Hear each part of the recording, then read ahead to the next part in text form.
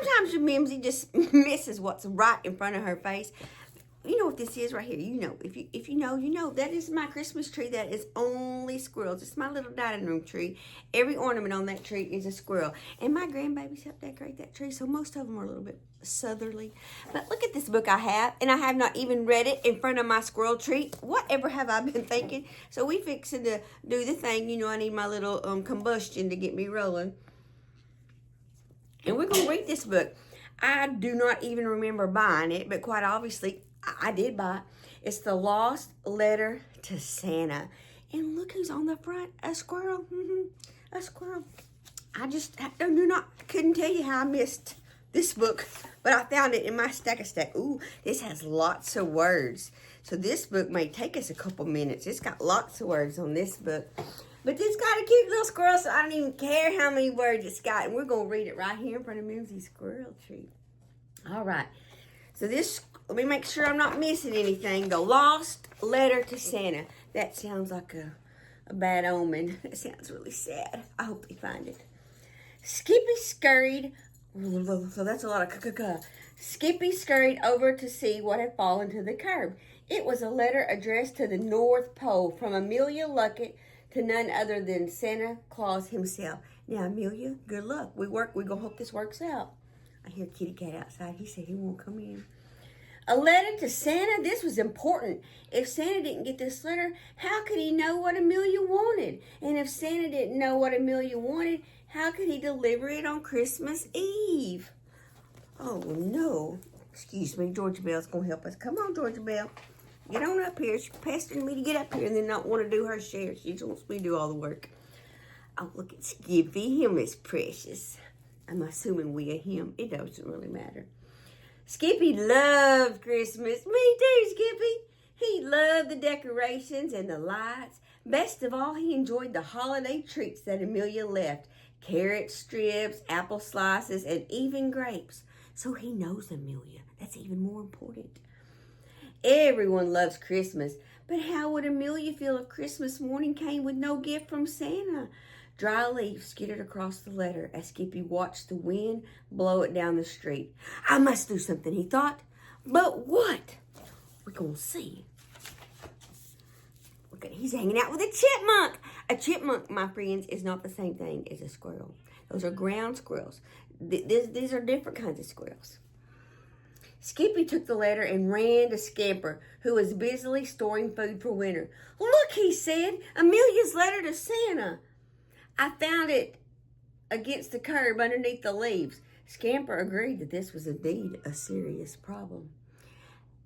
Amelia's letter had to be delivered, and he and Skippy had to do it together. Of course they did. After a shared meal of nuts and mushrooms, Skippy and Scamper set out. Y'all gotta be careful with the mushrooms. You can't just go out there eating any old mushroom. So one of Papa's friends was eating mushrooms out of the front yard at our cabin, and we did not think that was a good idea. How do we get to the North Pole? Asked Skippy. It's easy, said Scamper. We just follow the North Star. And they did. They traveled for many days, sometimes on the ground and sometimes through the tree branches.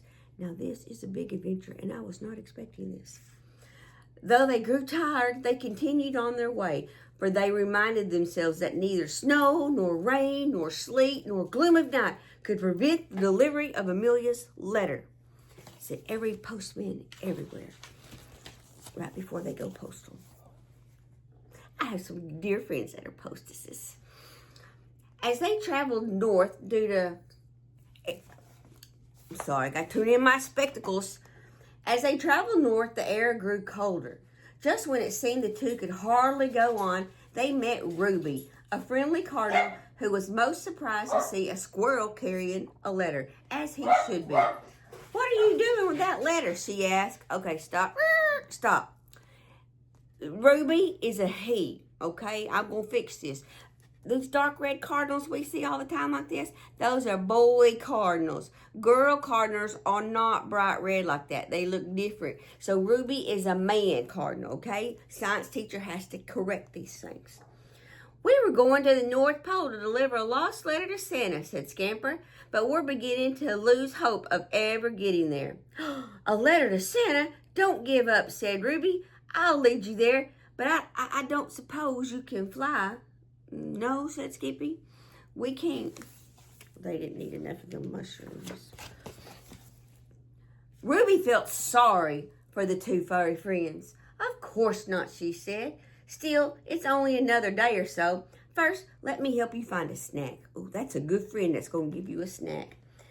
Encouraged and fed, Scamper and Skippy followed Ruby as he patiently flew a little distance, waited, and then flew a little distance some more. That is such a thoughtful new friend. The cardinal is guiding the way. You go, Ruby. I think a friend that'll feed you is a friend for life. In just 2 days, they arrived at Santa's home. Skippy was relieved, but a little sad too. Now he and Scamper would never make it home for Christmas. Boo, that is so sad. But you know, I think I know how they can get home. I think I do. Do you know how they can get home? Ruby sang at the Claus's front door. What a beautiful song, remarked Mrs. Claus. I wonder who it is. You think Miss Claus is Southern? I think she's probably Norwegian. Need to work on my accent. I do not have that in my repertoire. She opened the door to the sight of Ruby, Scamper, and Skippy, who held the damp, tattered envelope in his paws. Special delivery, said Skippy. A letter for Santa. I know. Just give up the voices and read the dang book. Doesn't it look nice and cozy in there? I could hang out there. That looks like just a lot. I could take an afternoon nap in that room. Oh my, said Mrs. Claus. Do come in. You must have come quite a long way. But couldn't the letter have been mailed to the North Pole? It was supposed to be, answered Skippy, but it fell against the earth. I see. Against the curb, I'm sorry. I see, said Mrs. Claus. Then you may well have saved someone's Christmas.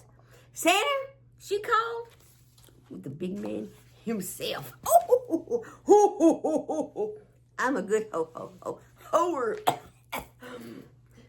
When Santa came, Mrs. Claus handed him the letter. Skippy explained again the reason for the visit. Ho, ho, ho, laughed Santa, boisterously taking the letter. It seems the three of you are quite the Christmas elves.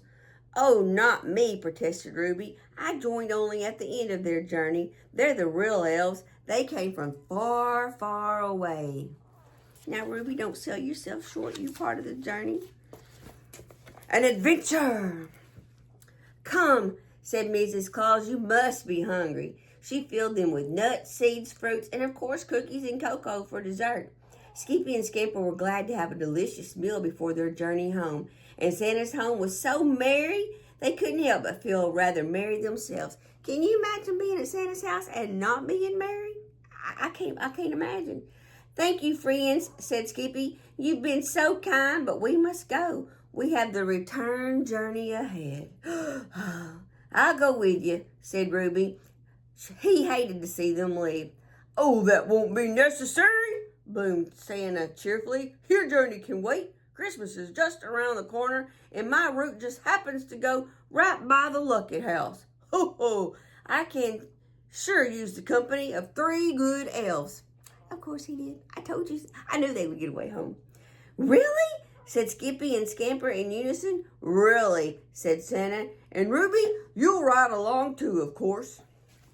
Of course, because who would pass that up? Not Mimzie. A Christmas Eve ride in Santa's sleigh seemed too good to be true. People do say, said Mrs. Claus, you save Christmas for Amelia Luckett. Let Santa save Christmas for you. They couldn't refuse, and you can be sure as they slept that night in the soft little beds that Mrs. Claus prepared that they were 3 of the happiest Christmas elves ever to be found. Look at them all snuggled. That is so sweet. I bet that bed was so cute. That was probably somebody's doll bed one day. And that's it. The end. And this book has some merch. It's got a little postcard that goes to the North Pole. It's even pre-addressed, delivered to Santa Claus, North Pole. And you can fill it out, and stickers. Oh, I got to hide this from my little Arwen J, because we'll have stickers everywhere. I still have a suitcase that I can't get stickers off of. Me and the squirrels, hope you enjoyed this book. I just love a good squirrel, but not as much as I love you.